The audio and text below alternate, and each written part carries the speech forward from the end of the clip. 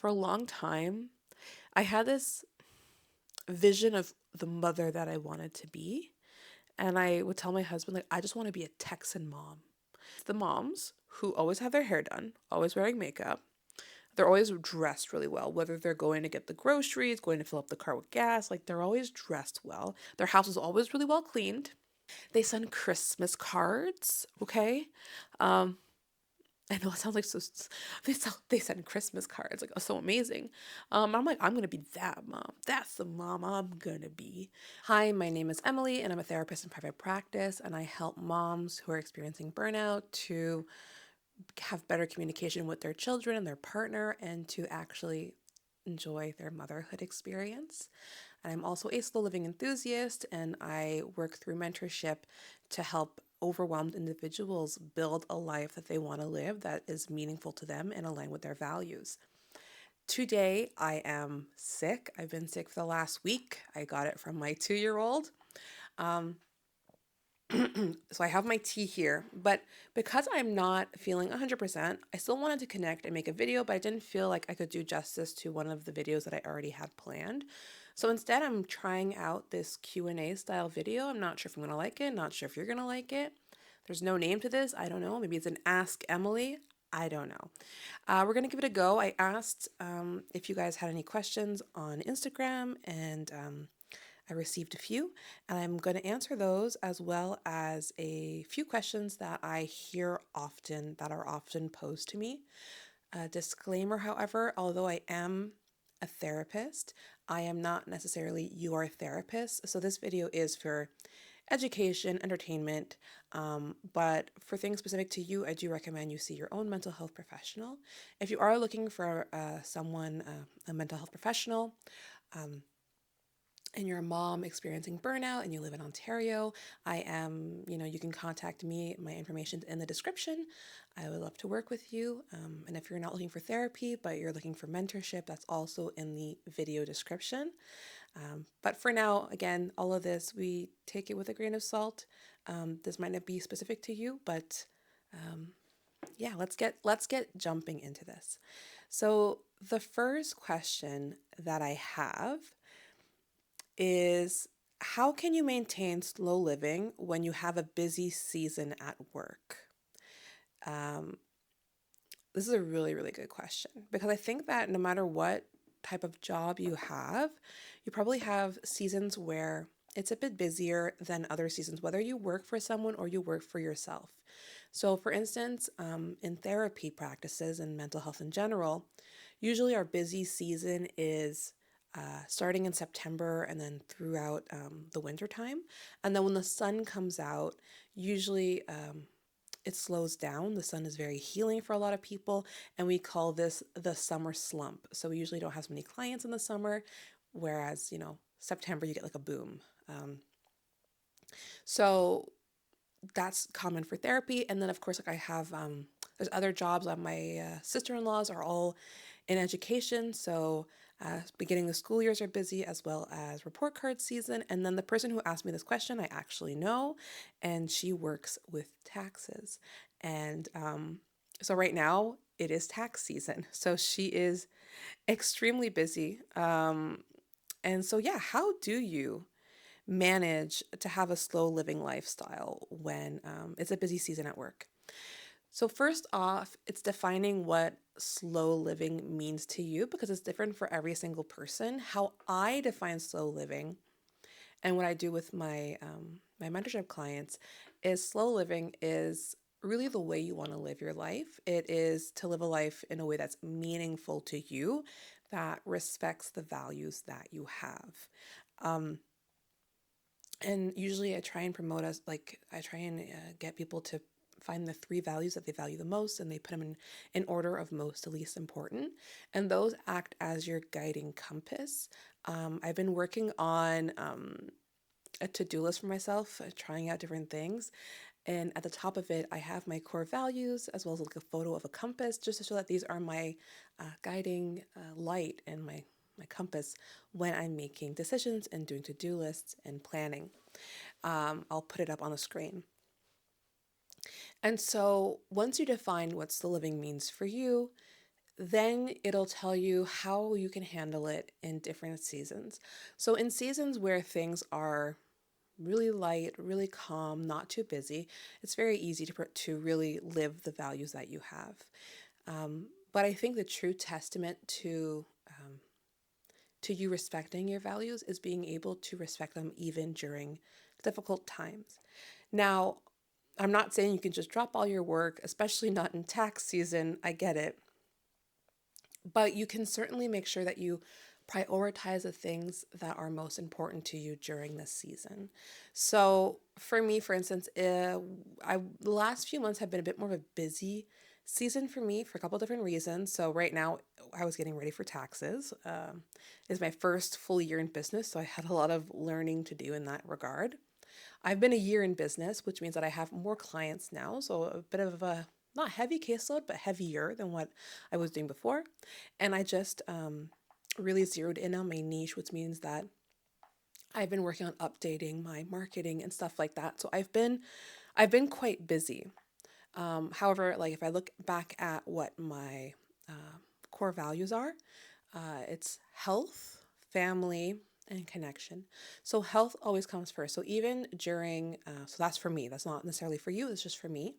So health comes first, which means that I still prioritized uh, making it to the gym, finding time to do that. And it meant that I couldn't just go at 9 a.m., which is the time that I generally like to go. Maybe it was more of an afternoon gym visit, which is not my preference, but it's where it fit.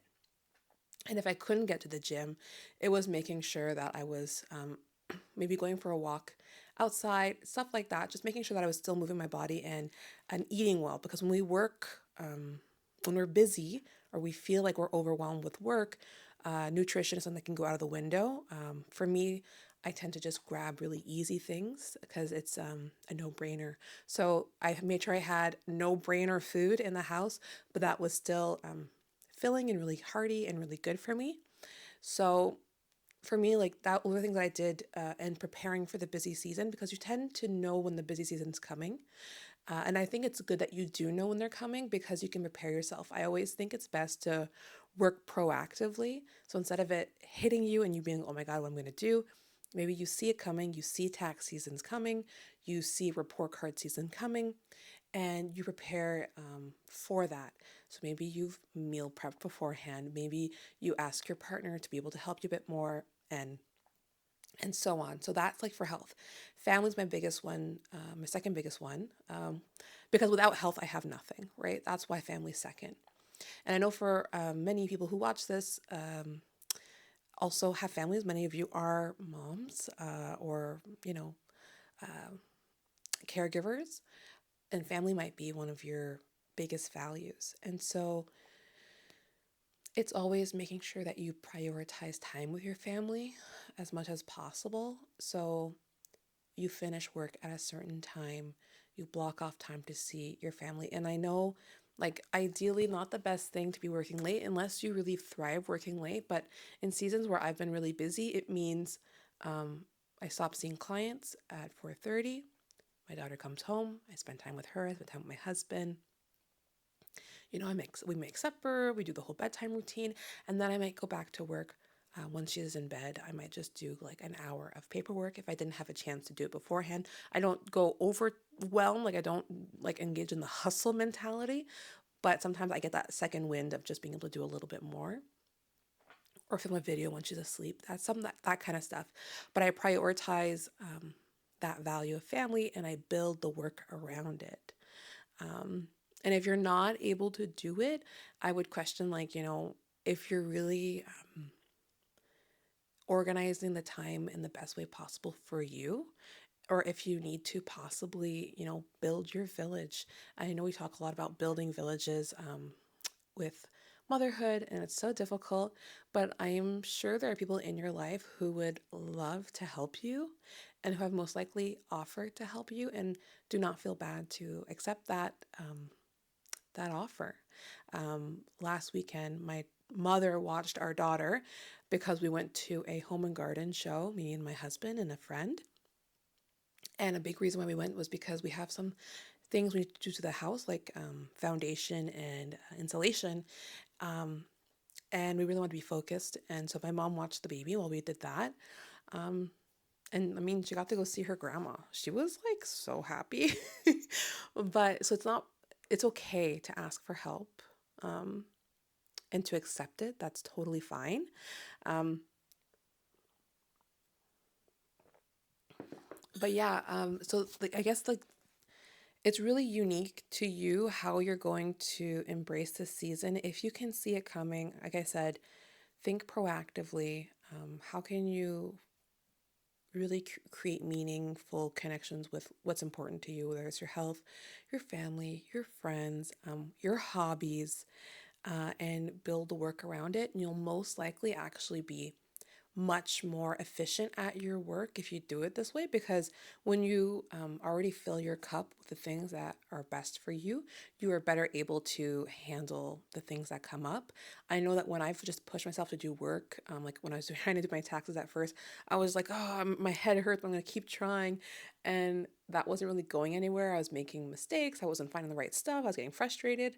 And it was only like from taking meaningful breaks that I was able to get this stuff done in a more actually quicker because I took breaks. So, uh, and again, if you say I can't take breaks, I recommend you reconsider that. If you're like I really can't, like I invite you to like talk to me, like why can't you take breaks? Like I really wonder because sometimes it's a story we tell ourselves because we've heard it so many times. But when you step back and you slow down, you'll notice where you can take breaks and where it's actually more efficient for you to take breaks.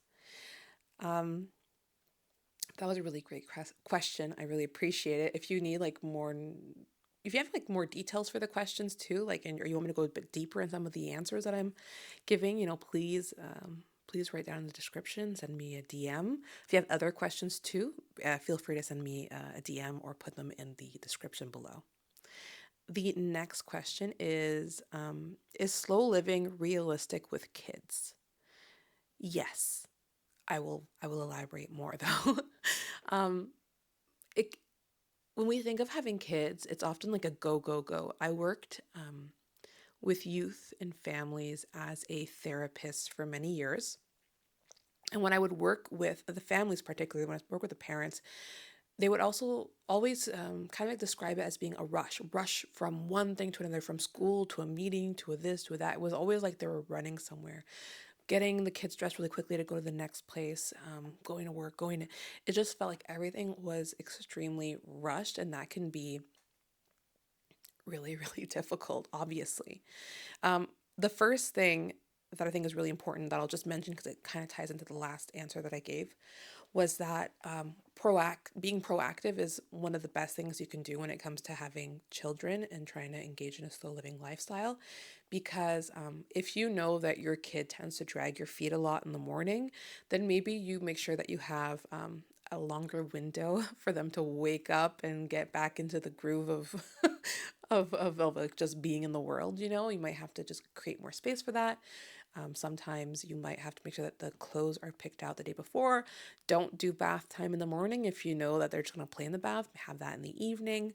Um, Things like that. And sometimes it's also like checking what your schedule looks like. I find that a lot of us think that when we have children, we need to like sign them up for everything.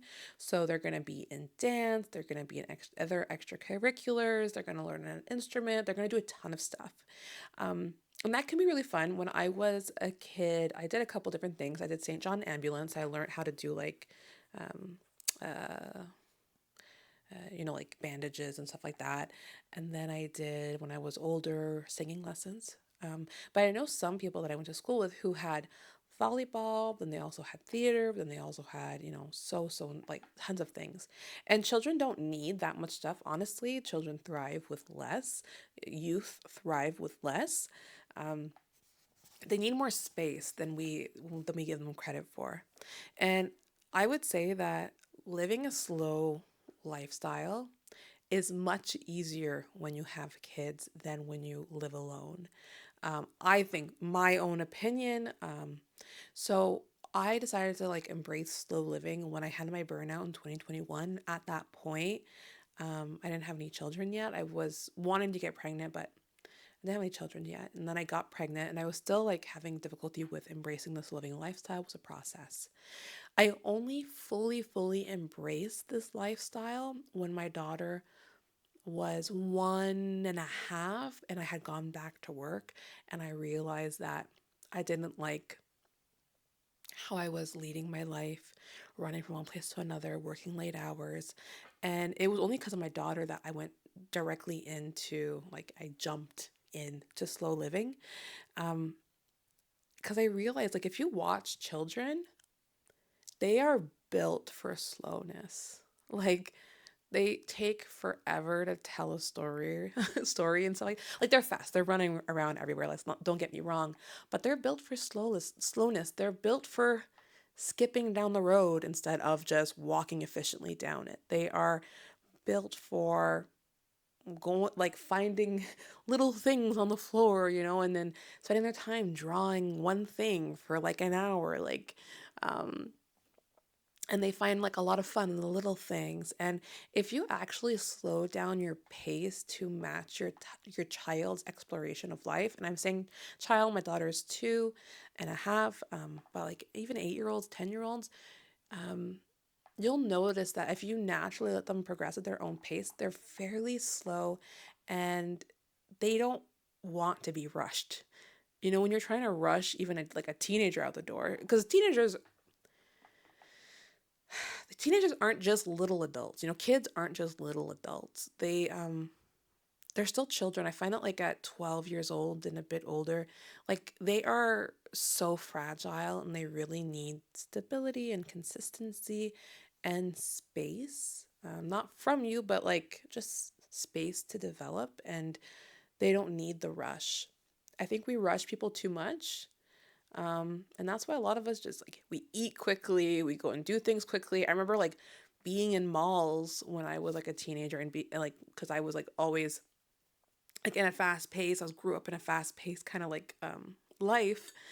I'm like, oh my god, these people are just like walking. Why aren't they just like, like let's just get to the mall, like different stores. Let's not lollygagging, right? You know what I mean?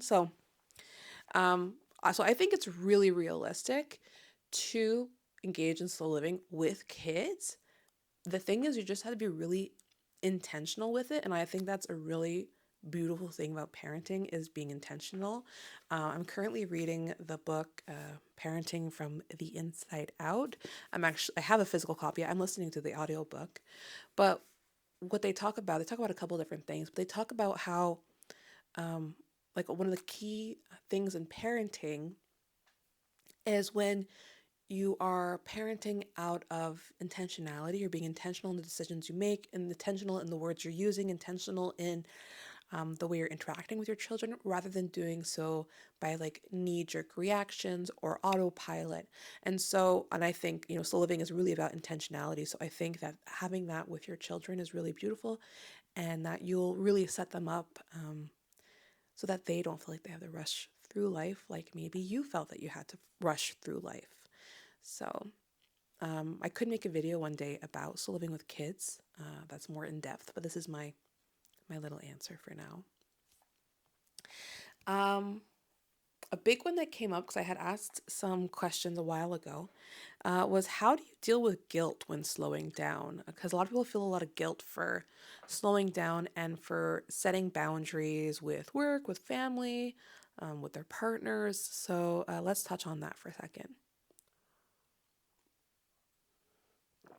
Also, how beautiful! It's handmade. I bought it at like an event.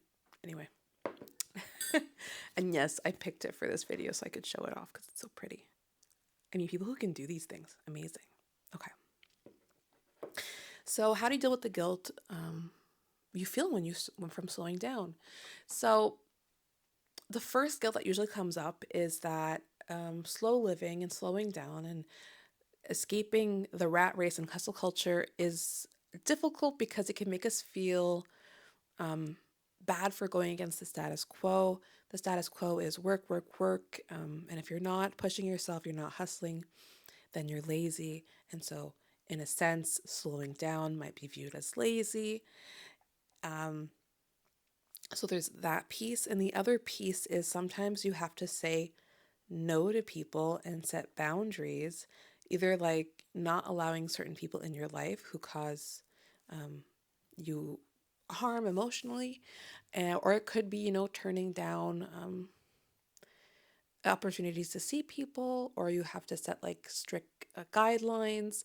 Um, and I'm not gonna lie, it's really difficult in the beginning. In the beginning, you are gonna have a lot of guilt because, especially if you're a mom, like mom guilt is a real thing that many of us struggle with. But we have guilt because we fear what the other person is thinking of us. And so if we slow down, we fear that they're going to think we're lazy. If they think we're lazy, then we're not good enough. We're not actually worthy. Like that's might be the conversation that goes in our heads. Or if we say no to someone, to like maybe going out or to an opportunity, they might think that we're mean. They might think that we don't like them. They might think whatever. Um, And especially if you've always been like a yes girl, like I've always been a yes girl, so I've said yes to everything. And so it's very uncomfortable to say no. What I will say is it gets better with practice.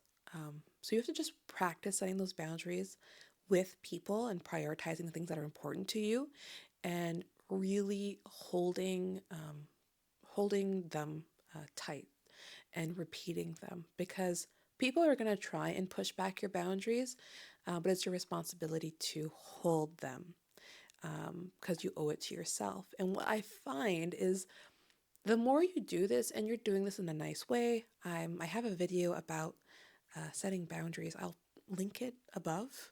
Um, so when we do that and we do it consistently, people learn more about who we are and they actually understand and respect it more.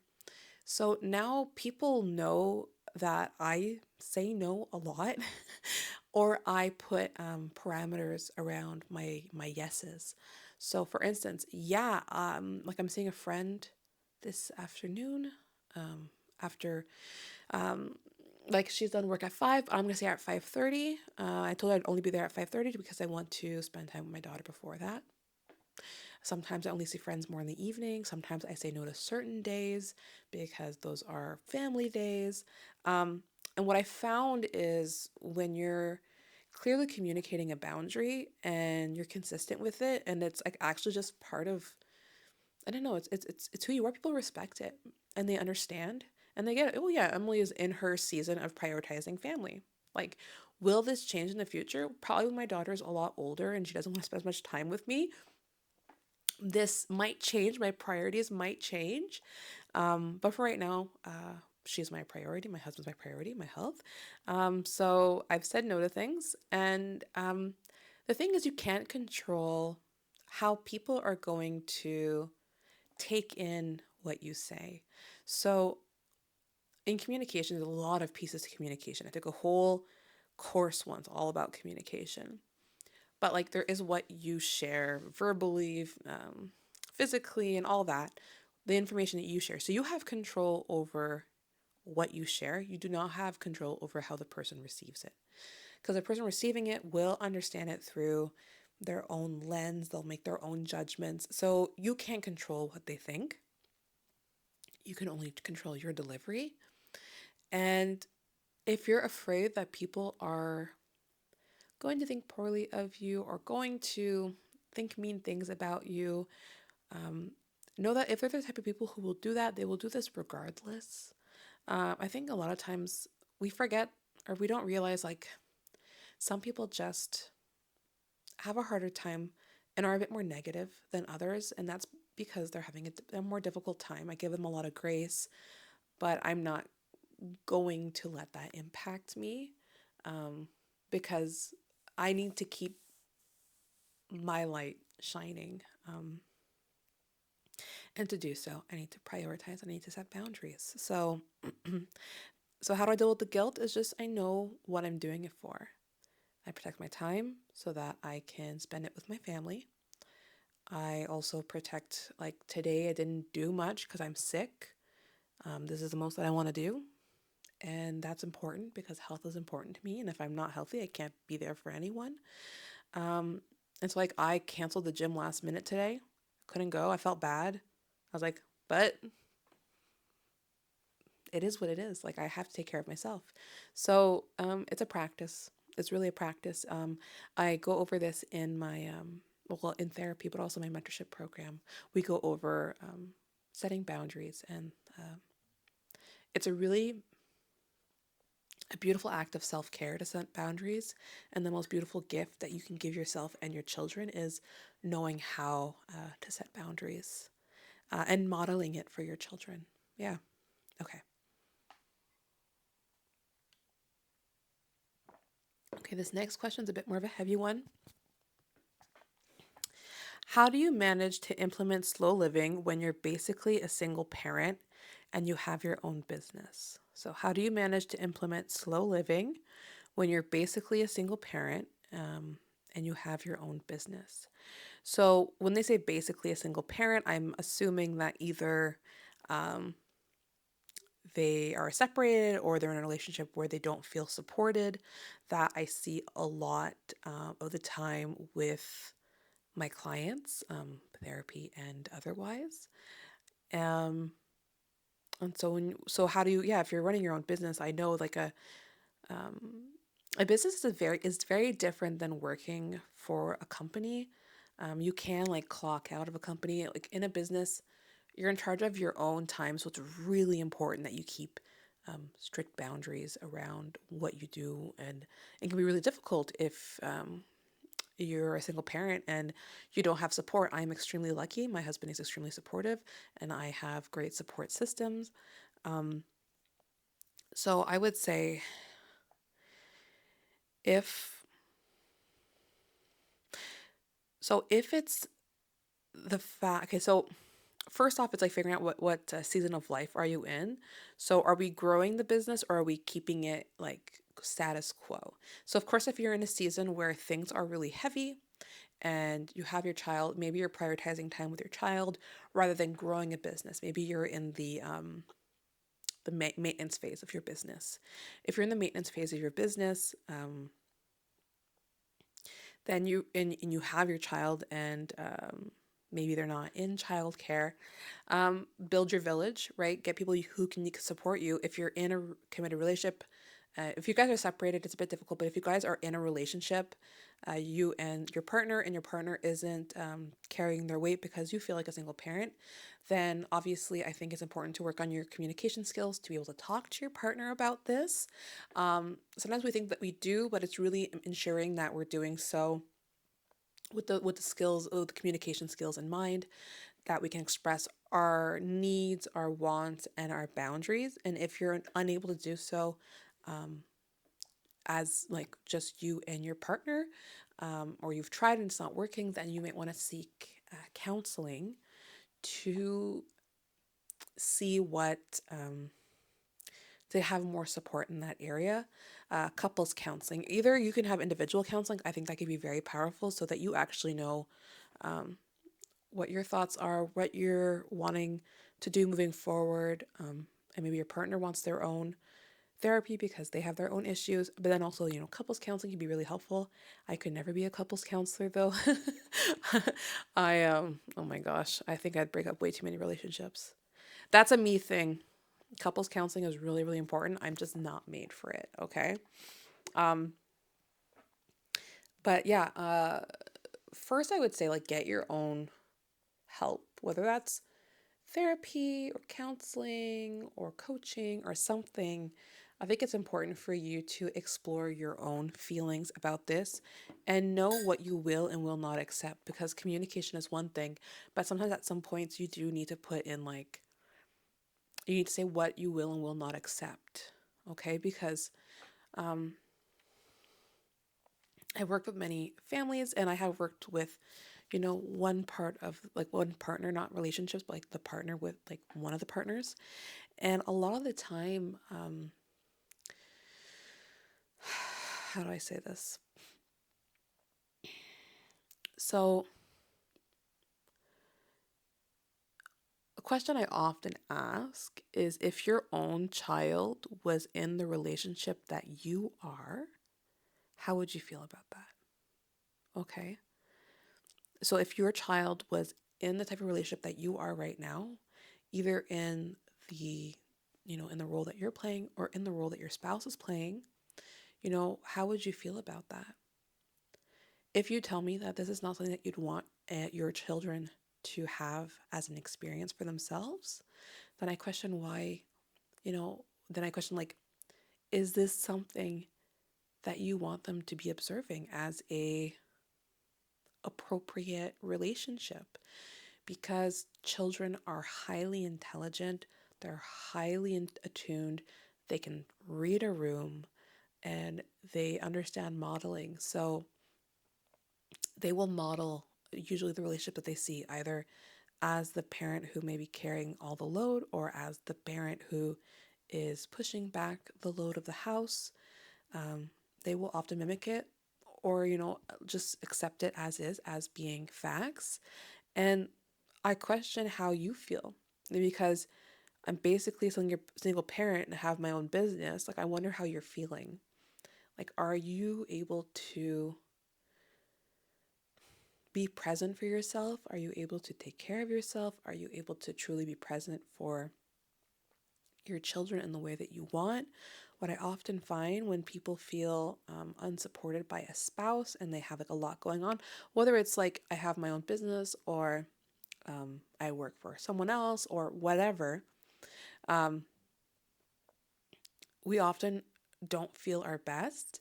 And what I see then is a lot of emotional dysregulation. So you can't adequately regulate your own emotions, which makes it really hard for you to be present, intentional, and co regulate with your own children.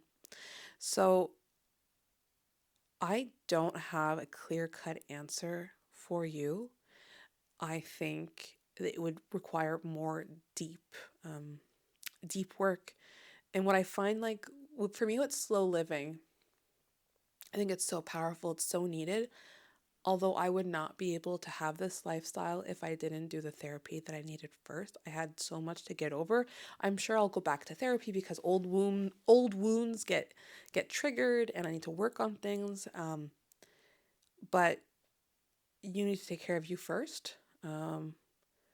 That is number one. If you don't take care of you, you can't take care of your child. You can't take care of your business. And so I'd reflect on like how you're doing, and know that if you're not doing very well, it's really important you seek help.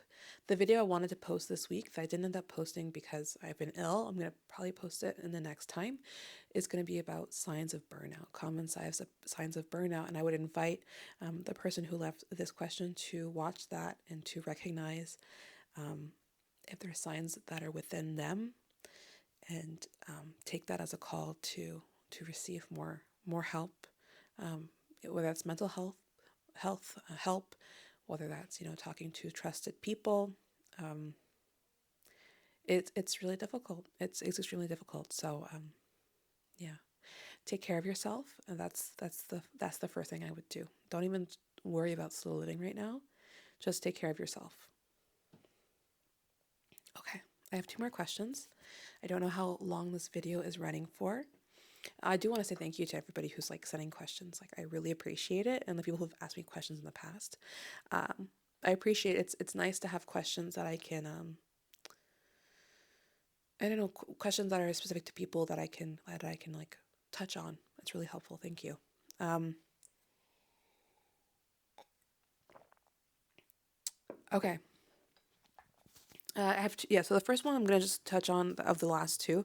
One of them's how do you deal with mom guilt when you need rest, and that kind of goes back to a lot of the things we've already talked about so far. And really, the big thing I want to say is, rest is a right, not a reward. Right? You need rest. You need to fill up your cup first before you can help anyone else out. Rest is essential for taking care of your children. It's for taking care of the work that you're doing. Um, and yeah, it's and again, it comes with practice. The guilt part comes with practice. We're moms especially are told to just do everything and not rest, right? So this idea of having rest is, oh, the doorbell just rang. I'm gonna be right back. And I'm back. Sorry for the quick disturbance, but where was I?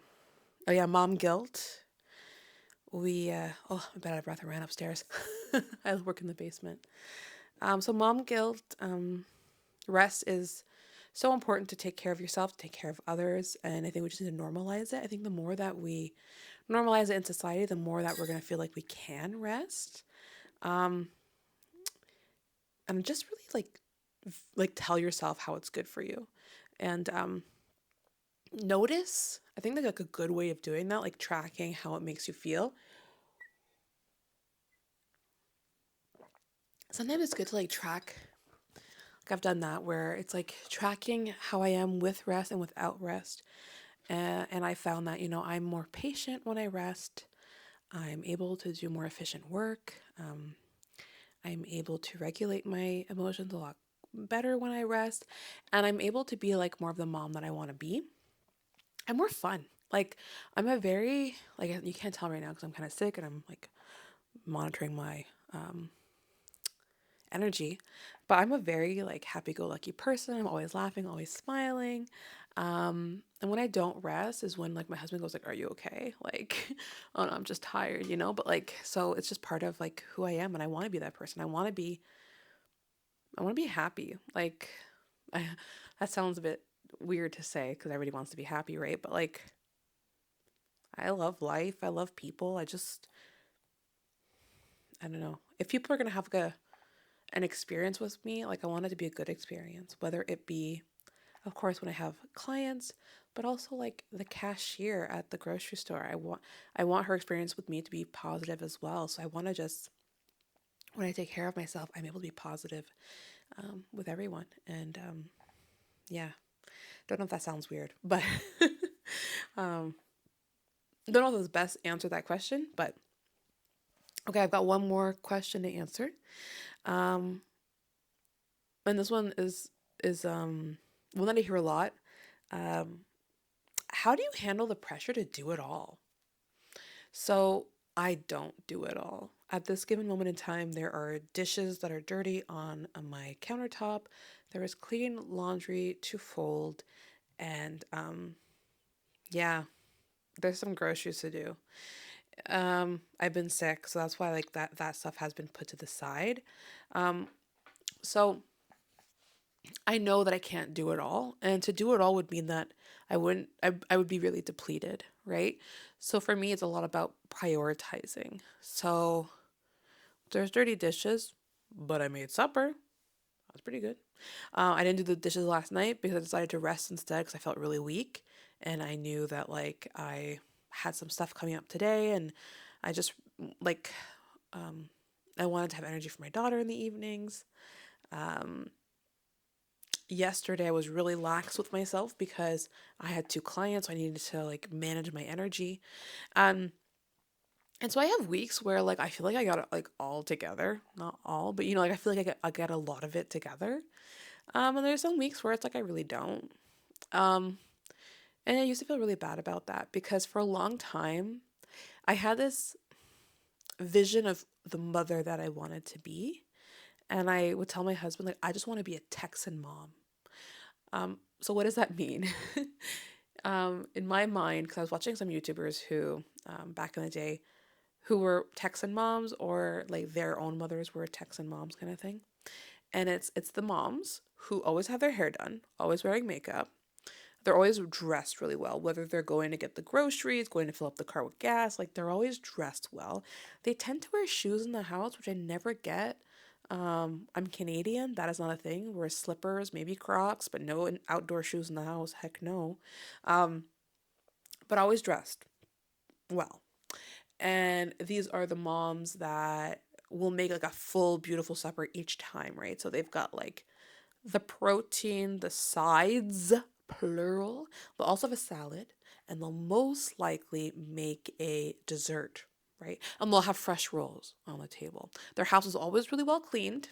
Um, and they send Christmas cards, okay?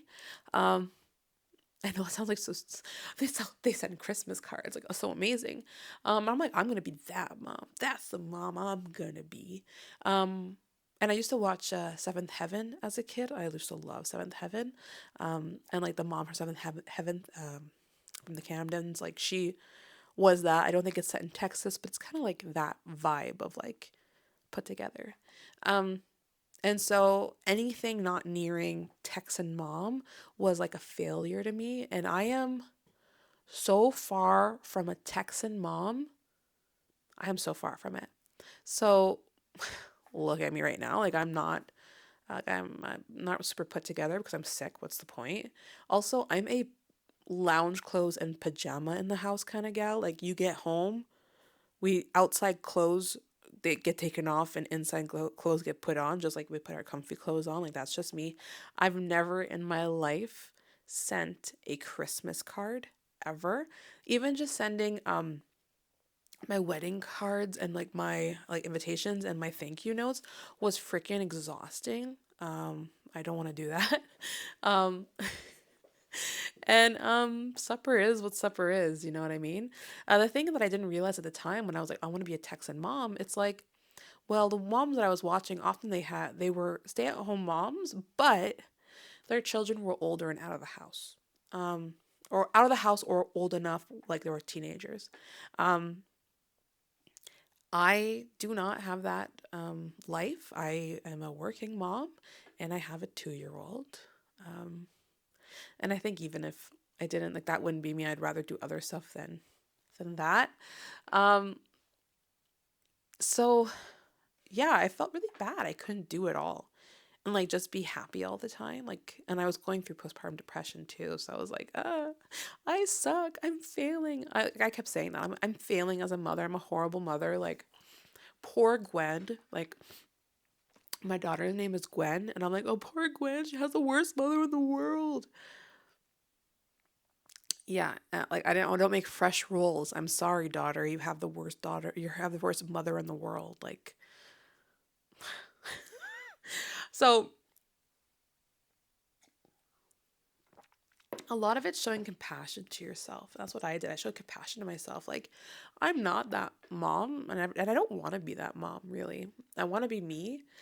Um, and for me, that's like being really connected and really open with my daughter and super present and giving her everything that she needs, like attention wise. And to do that, I need to rest more. And in this season that I'm in right now, because I'm have my own business, you know, I've just started and I'm a year in, so it's a bit more work than it will be most likely once I'm really in maintenance mode. Right now, it's like building mode. So it's a, so I just need more rest, and that means there's dishes on the counter, and that means there's clothes to fold, but I I still I show myself self compassion, but I also look at like what I do, in terms of like for my daughter and for myself. And like I said, like I'm a very happy person. I'm really proud of like how I interact with people, like that I am a happy person, because for a long time I wasn't a happy person and it felt so bad. It felt like so crippling. So I'm so happy that I'm like a happy person now, a positive person.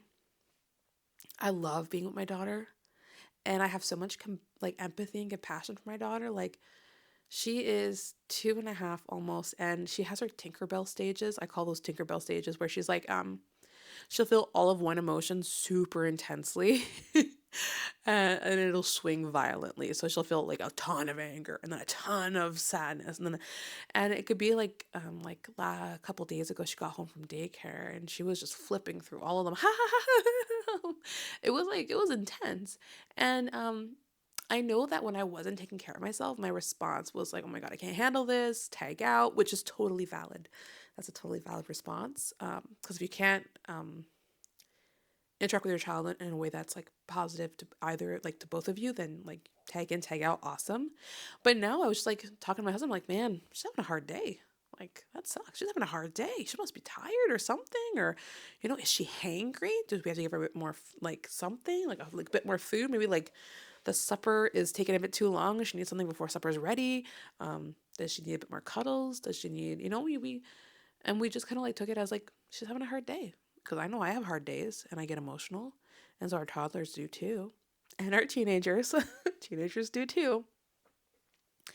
And so I think that, like, For me, resting, but also knowing I can't do it all, just means that I choose the things that are most important to me to the best of my capacity. And I'm so happy for that. Like, I am one of the things that I think that I'm the most proud of this journey for is that I have so much more empathy and understanding for people. Like, I always had a lot of empathy and understanding, but truly like understanding where the other person's coming from, right? Like, it's not just like, oh, your teenager has like hormones and they're going a bit wild or whatever.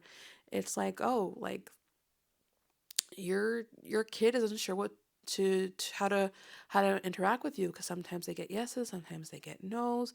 They're a bit confused as to your relationship, and they just need a bit more quality time. Like, I don't know, like I'm just saying things that I've seen. um I think it's so much better when we like look at the whole person. Anyway, I'm getting off tangent. um yeah, sorry, my nose is really starting to stuff up more and more the more I talk, so I think that is my sign to cut off here. I'm hoping this was somewhat interesting for you. I did enjoy talking to you. If you have questions that you'd like to like me to answer in like future videos, please put them down in the description, or the uh brain fart. Put them down in the comments, and then also maybe send me a DM if you on Instagram. And if you are interested in receiving therapy or mentorship, the information is in the description. And don't hesitate to reach out. Keep living your authentic life. Bye.